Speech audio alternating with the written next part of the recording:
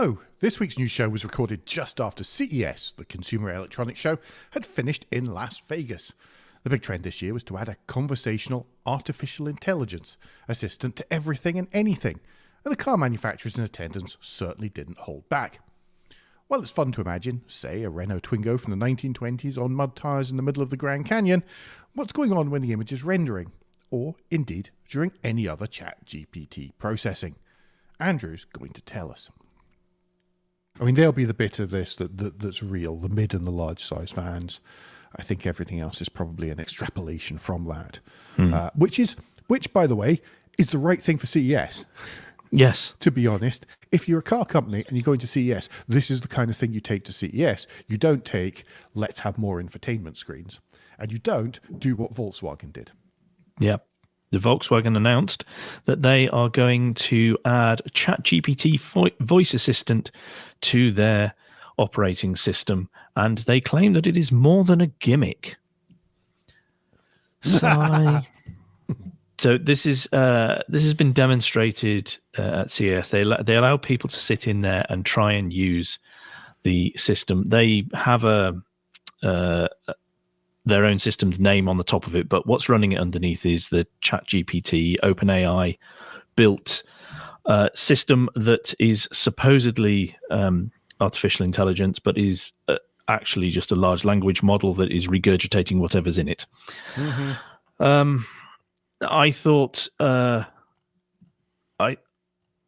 aren't the only company to do this, but we'll get on. We'll touch that in just a minute. But some people may have seen me get a little bit antsy on social media whenever ChatGPT comes up, particularly if it's talking about adding it into cars. So I just want to quickly run through, and this will be quick, everybody. Don't worry, because I feel sorry for Alan than anything, because he gets at least 6 or 7 times the amount of this in our Slack channel. I'd just like to point out he has actually written down his points so he doesn't go waffling off on a big long rant. And he said, could you check through my points to make sure that they're reasonable first? So I just want to set you up for this, that this is not an Andrew rant. This is actually considered and thought through. Yeah. So there are roughly 6 high-level reasons why adding ChatGPT, AI, large language models to cars is a very bad idea. And it's got nothing to do with the silly, AI is about to kill us. Nah. So I'll run through them quickly here. And these are in no particular order. But one of them is eugenics. Now, why am I bringing up eugenics? Because eugenics is defined as the arrangement of human reproduction to increase heritable characteristics regarded as desirable, according to the Oxford Dictionary. Wikipedia goes further by stating that this includes excluding people and groups deemed to be inferior or promoting those judged to be superior. Now, the problem, why am I bringing this up? Because a lot of the people who are vocal, prominent, investing and pushing ChatGPT type stuff, large language models to be used, believe in eugenics. And there is lots of examples of them saying the stuff that shows they believe in eugenics, they believe in bias, they believe in superiority. That is inbuilt into these systems from the start.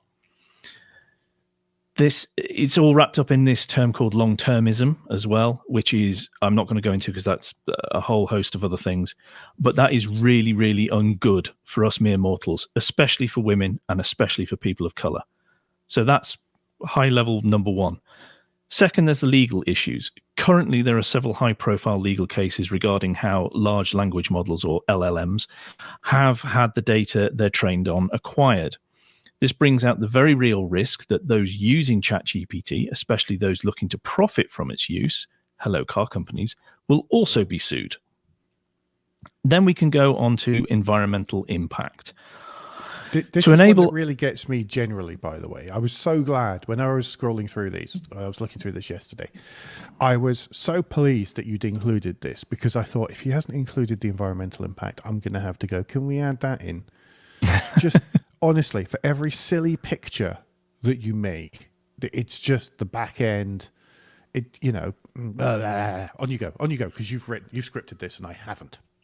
To enable AI and the chatbots to work, there needs to be large amounts of electricity and water. The electricity is to run the data centers, and the water is to keep them cool.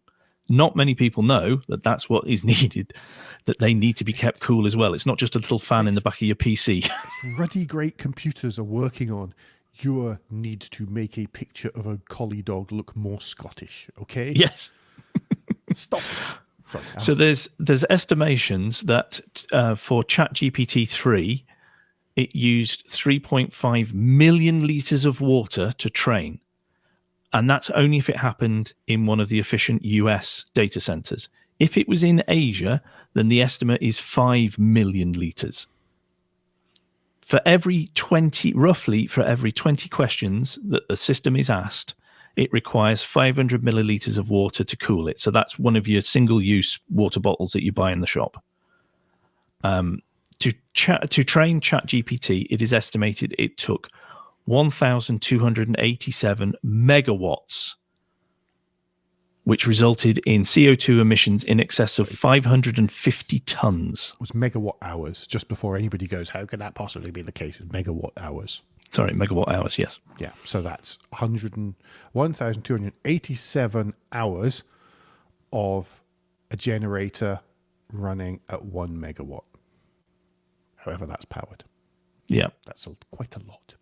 So 550 tons of CO2 emissions, which equates to, in one of the articles that I linked in the show notes, to 550 times from New York to Los Angeles in a jet and back.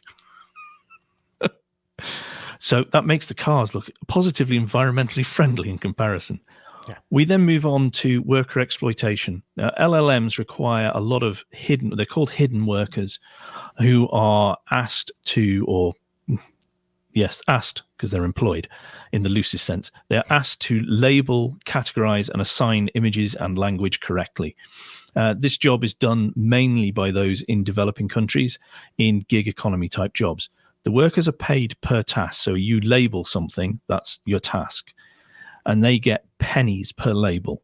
Mm-hmm. They have in the region of 50 seconds to correctly label. So they've got very strict timescales to do this, and they are punished if they fail to meet these requirements, which are watched by an automated system. Imagine having to sit and do the sort of, identify everything that's a bus type things non-stop. Yes. Then we can get on to just randomly the poor results that come out of these systems, because that brings up the quality. We've all seen and laughed at the silly and flat out wrong results that have been regurgitated.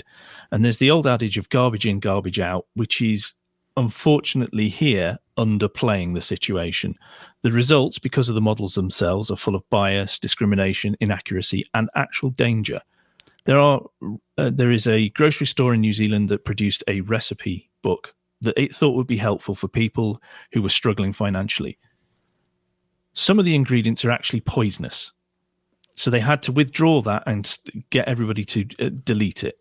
So I laughed heartily when I saw the CEO of Skoda demonstrating their version of ChatGPT in the car by asking it to give him the recipe for spaghetti carbonara so he could pick up some of the ingredients. From a PR point of view, I am flabbergasted, because that was a very well-known issue that would have taken them seconds to find if anybody had researched it. But there we go. And you can also poison them. People can poison the input to the models. Yes. To then make them almost always give you bad results. And that was a tweet I linked to, I was going to say yesterday, Monday evening, from Father Robert Balser, who's a Jesuit IT guy, who's well worth following, by the way, on Twitter, podcast, etc. And he was saying he was chatting briefly about the danger of poisoning AI models. And it's one of the things that you've got to look out for, is bad actors and doing that. And of course, if the AI is marking itself, a bit like the Welsh government, then it doesn't know what's good or what's bad. No. You say everything I'm about to tell you is good, and it goes, "Oh, all this stuff's good," Yeah. And it is from a dangerous point of view there. Anyway, let's move on to some of the commercials, Andrew. Yeah. So OpenAI has some terms and conditions you'll be unsurprised to hear. And they make very interesting reading. For example, I wonder how the OEMs are going to ensure that no under 18s use the chatbot, because that's against their rules. How will they communicate so that anyone in their vehicles doesn't contravene OpenAI's rules? You could ask it to play a song in the back seat. You've contravened the T's and C's. Exactly. Therefore, if something bad happens, it's not OpenAI's fault. Ergo, it's also then not going to be the manufacturer's fault.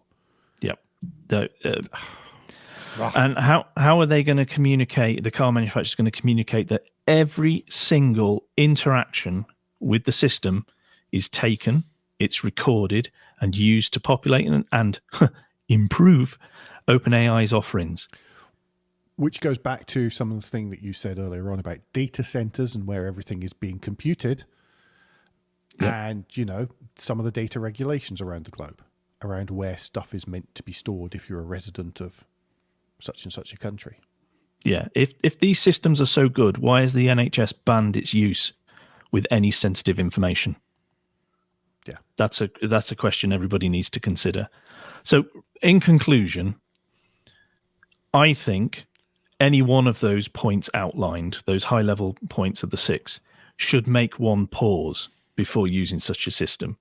All of them should mean that you don't use it, and you certainly don't add it to your cars and give it to your customers.